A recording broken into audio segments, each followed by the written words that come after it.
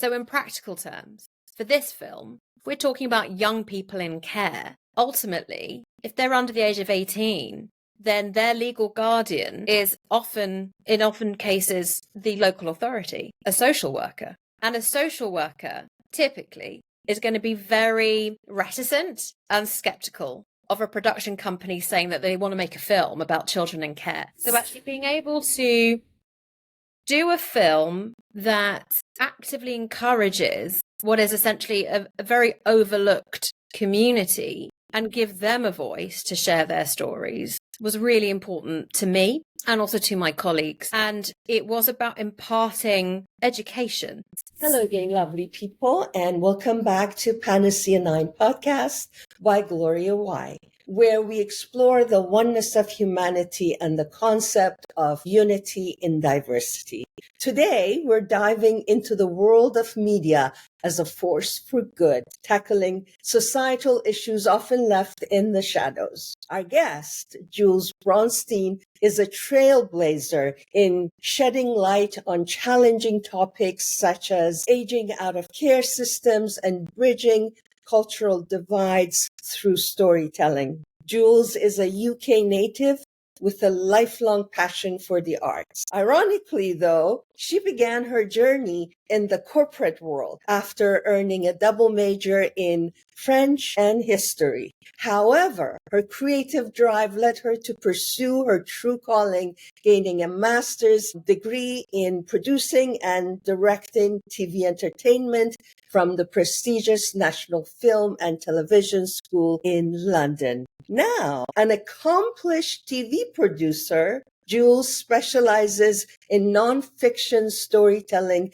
crafting compelling narratives across diverse genres. Together, we'll uncover the motivation behind her impactful work, the challenges she may have faced, and the lessons learned along the way. We'll also explore the media's vital role in fostering unity, inclusion, and societal reform. Get ready for a thought-provoking journey into the heart of storytelling that makes a difference.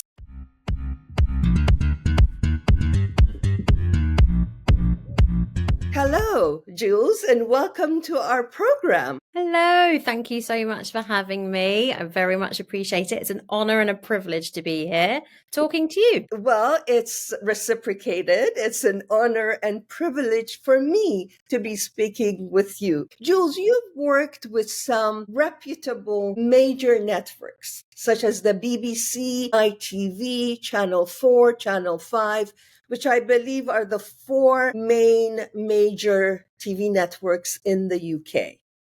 That's correct. As other networks in the US, including the A&E, which is, although US owned, it's a huge global network of media. So you have this diverse experience, very rich experience. And as far as I know, your projects tackle societal issues, like what I said earlier, aging out of care systems. That's huge and that's so important. What motivates you to shed light on these often overlooked topics? Yes, so thank you for that very, very kind introduction. There's something to be said about the TV industry at the moment and just media in general, which is that it's going through a bit of a tough time. It's going in through crisis, but I won't wax lyrical too much about that. It just means that we don't, certainly now, always have the luxury of choice when it comes to which projects we get to work on, which productions we get to work on, because it's currently being squeezed. Having said that, I have, I think, been quite lucky, quite fortunate in my career so far, where I have worked on some very important projects. And one of them is this project, as you mentioned, which was a BBC documentary that specifically looked at teenagers, so 16, 17, 18 and above, who have been in the children's care system, so looked after by the state. And, you know, we already, I think most people know about young people who are in care. Obviously, they maybe don't have the kind of support, love, care that other children have. And there's, I think, historically been more attention on younger children I think people feel the plight more when there are younger children involved. It kind of pulls out the heartstrings a little bit more, which is why some of the teenagers, the older children, are often overlooked. There's a sense that they're older, they're going to be aging out, they're going to be 18 soon, they're going to become adults. They don't need us as much as the young kids. So actually being able to do a film that actively encourages what is essentially a very overlooked community and give them a voice to share their stories was really important to me and also to my colleagues. And it was about imparting education really to the viewers, to the audience, to understand what it's like for them and to hear about the challenges and the difficulties of being in a system and then in most cases dropped as soon as they turn 18.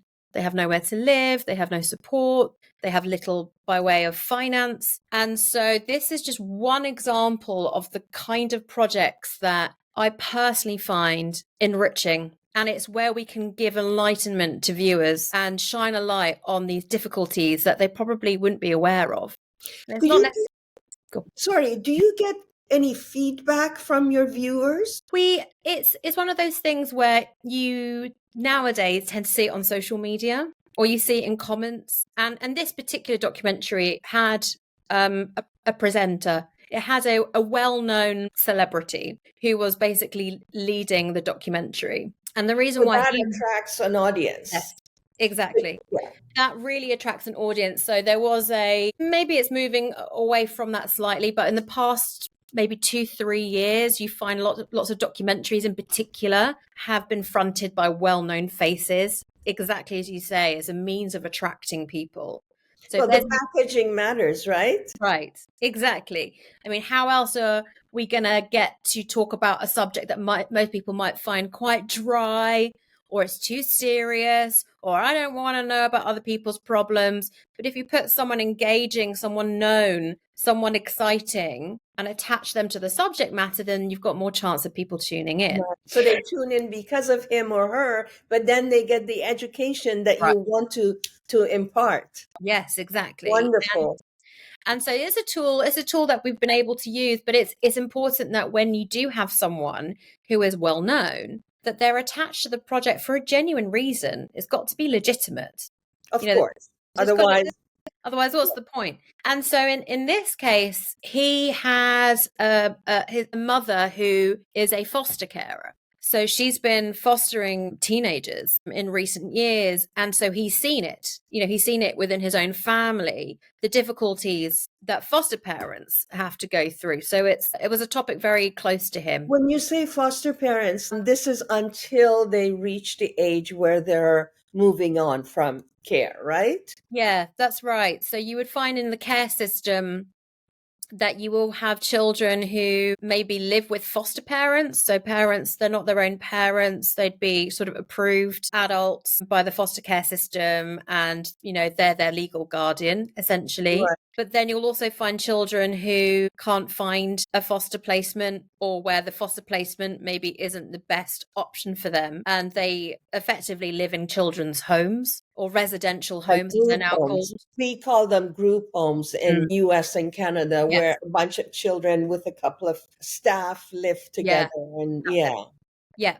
So we looked at both. We looked at children who were in foster care and children who were in residential care. I mean, inevitably, I think the children who are in the residential care have even more odds stacked against them because they've got less of that personal attention. They're amongst other young people. And so, yes, it was a challenging project, but we and to answer your question, we get to see on kind of social media articles that had been written about the program, in the lead up to it and after it came out, because of the talent, the on-screen talent that was attached. We were able to see people comment and say, thank goodness you're talking about this subject, people who were familiar with the world. Maybe these were adults who'd grown up in care when they were children themselves. This is the kind of subject that we should be talking about. This is what we should be seeing on TV.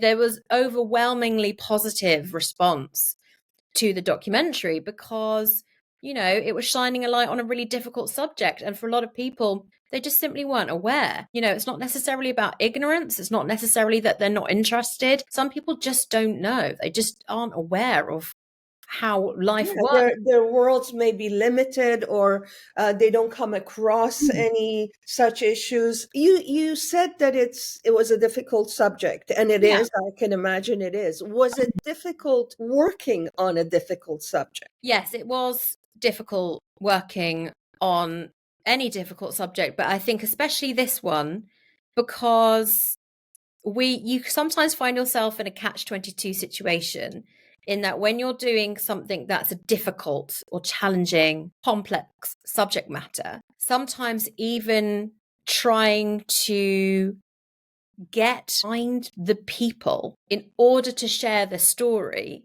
which ultimately is for a good intention for the betterment of everybody, in itself is challenging. So in practical terms, for this film, if we're talking about young people in care, ultimately, if they're under the age of 18, then their legal guardian is often cases, the local authority, a social worker. And a social worker typically is going to be very reticent and skeptical of a production company saying that they want to make a film about children in care. They may think that they're being criticized. That's right, yeah. Because there's been so much negative press, so much negative attention, for legitimate reasons. But we made it very clear, but for all the will in the world of explaining our intentions, that this is not about, we're not making a program that's analyzing the social care system. We are making a program to give a platform to these young people who ordinarily don't have one. We want to hear their stories, and you shouldn't silence them.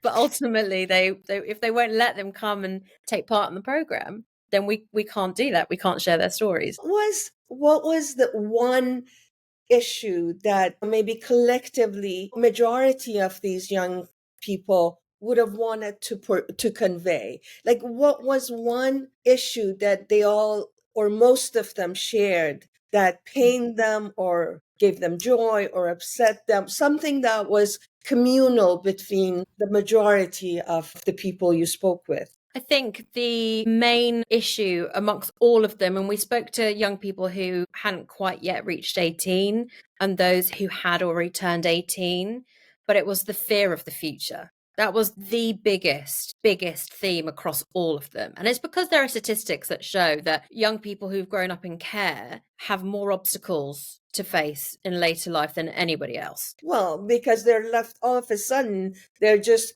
given what? They're okay to leave the resident or the foster parents, and now they're on their own. They're often dropped. I mean, part of what the film looked at, we were able to kind of convey that there are schemes, there are ways in which these young people can be supported so that they're not just at a cliff edge when they hit 18. But there are so many complexities around it. And obviously not every young person is given the opportunity for ongoing support after 18. In fact, most of them don't. And so their reality is, I don't know what's going to happen to me. There is a responsibility from local authorities to ensure that they do have a safe place to live and that they do have financial support. But the reality is that those places aren't fit for purpose. They're halfway houses. They may be sharing with other people who, are not doing things that they shouldn't be doing, that it's just not safe, that it's dangerous for them. And they're just in a situation that effectively is completely out of their control. They find themselves in circumstances that they had absolutely nothing to do with. It's just that their parents can't look after them. And so the fear of the unknown was definitely the biggest, I think, common theme amongst all of the young. That's not a small feat. I mean, fearing, not knowing what's going to happen to your future at age 18 when you're still really a child. Okay, maybe you're legal, but you're a child, So all I can say is thank you to you and your colleagues and anyone who engages in this sort of a social service by way of telling these stories and by way of bringing awareness to people. Now, with your given experience with multiple networks, what do you feel, aside from some of the projects that you have done yourself, what do you think the role of media is in general, whether it's film, television, news, in creating inclusivity and equality? Because if we, in my opinion, and there may be people who may argue with me, but once we become an inclusive society, once we accept everyone as ourselves, then a lot of these other things that may not even on the surface appear as lack of inclusivity may go away. Because when let's say a young boy and age 18 who leaves care, right? Sometimes they're looked at as an other. They're not like some families who have this close knit, and their children have grown up with two parent families, and they have this warm family with warm breakfasts every day, and all the love and compassion that comes with a family like that, may not look at a young man of 18 just out of a children's care. So even something like that to me goes back to the idea of inclusivity.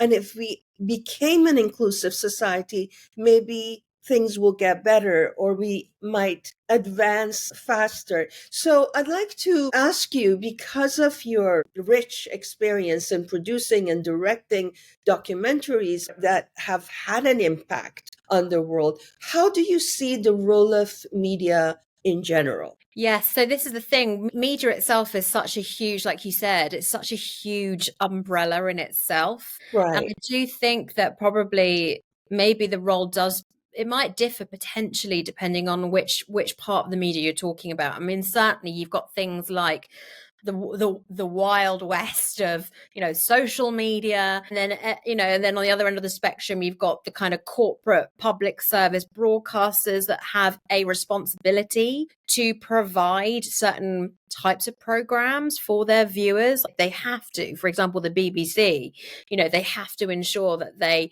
put out content that's representative of the nation, of the country, because they're funded by the people. We pay a license fee, and then obviously everything in between. So it is vast, I think, in terms of what. Let's put social media aside, because individuals have taken over their own broadcasting system, and whatever mindset they're promoting that. And like you said, they have no responsibility towards anyone. They don't have to abide by any regulation. So let's go with the corporate media.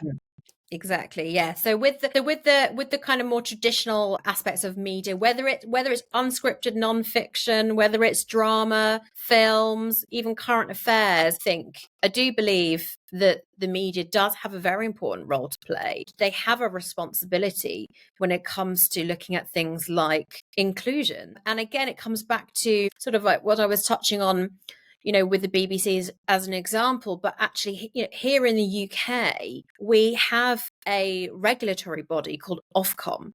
So Ofcom have guidelines that all production companies, networks, channels have to adhere to.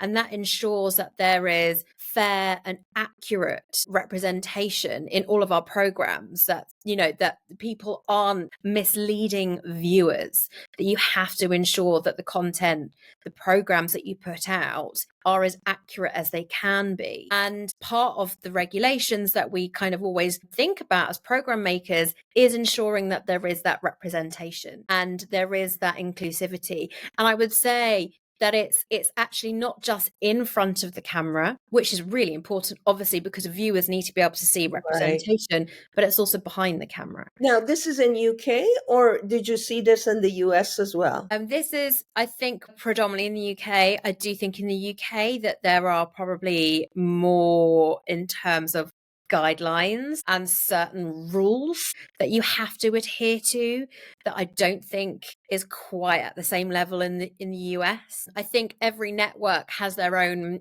agenda. They'll have their own demographics, their own target audiences, and therefore they'll be doing their own thing to a degree. But certainly in the UK, there will always be an element of, if you don't do something right, someone can report you to Ofcom, and even members of the public they can make complaints. If they watch a program and they don't agree with something, or if they think something's unfair, they can make a complaint. So we're held accountable to high standards, and I don't think necessarily. I'm sure it exists in other countries, but it might not be the case on a global scale. But I can only talk primarily from my UK. Of course. Yeah, but yeah, certainly, as I said, sort of representation, inclusivity, that is a really important thing. I think it's debatable how successful broadcast media is doing that at the moment. I think it certainly has been improving over the last few years. You're definitely seeing more representation, more diversity on camera. In terms of the players or in terms of content? I think both. I think in terms of content, there's definitely, certainly for myself and my colleagues, whenever we're thinking about who are we looking for to take part in this program, who are we casting, there's always an element of ensuring that there is representation and diversity in who we cast. It's important that we try as hard as we can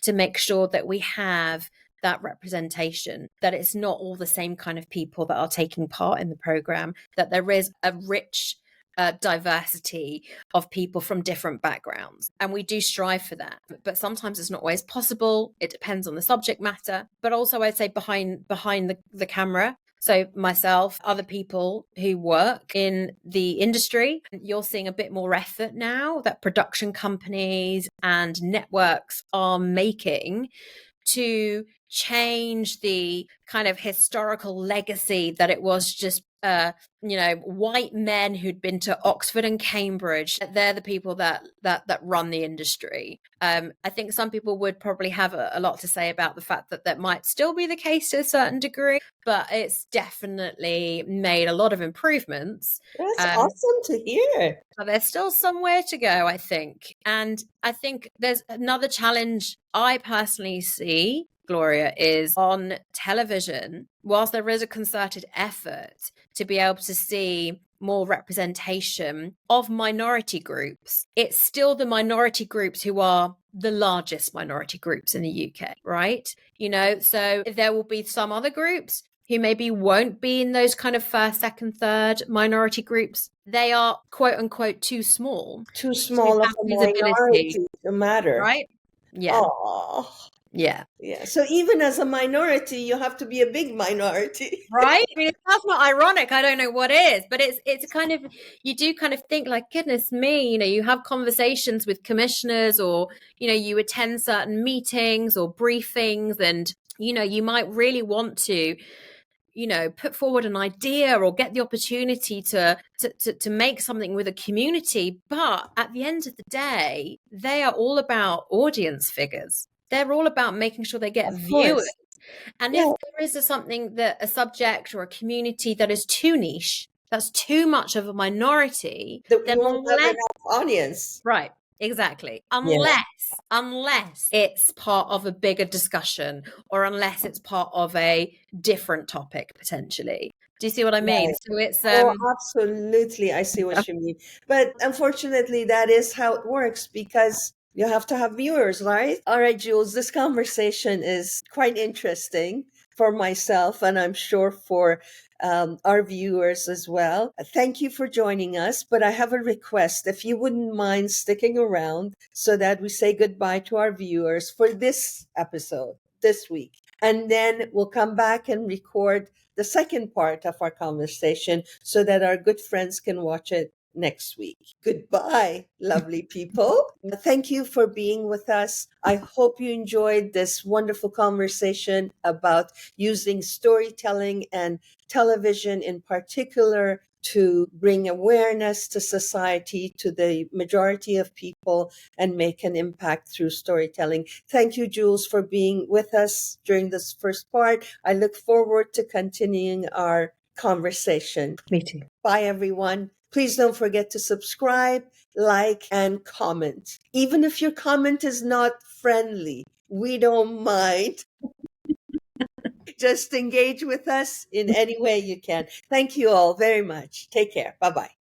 From scattered fragments to global unity, healing our world together. People died. From it.